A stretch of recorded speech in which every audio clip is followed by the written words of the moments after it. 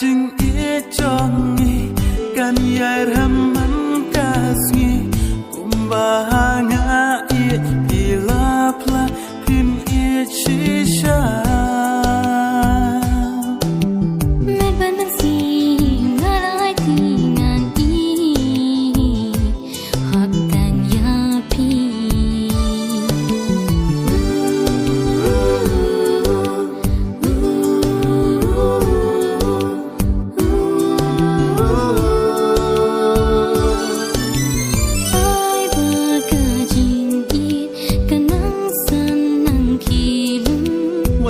kisha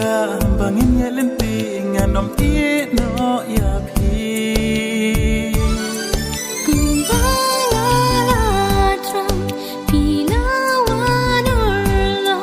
shi junam ban pi ngan sa ngan shang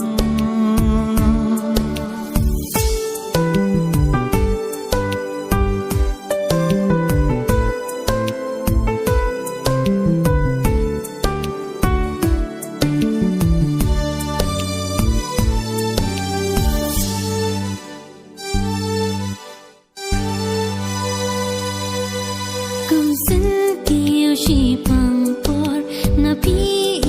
nanam tor basau ayam kamram pi pendep ya pi ngam kle kumbala tram pinawanurlo shi junam ban pi ngan sa ngan shang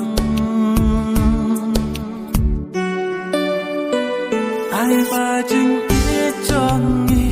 kan yai raman kasngi kumbahanga i pilapla pin i chisha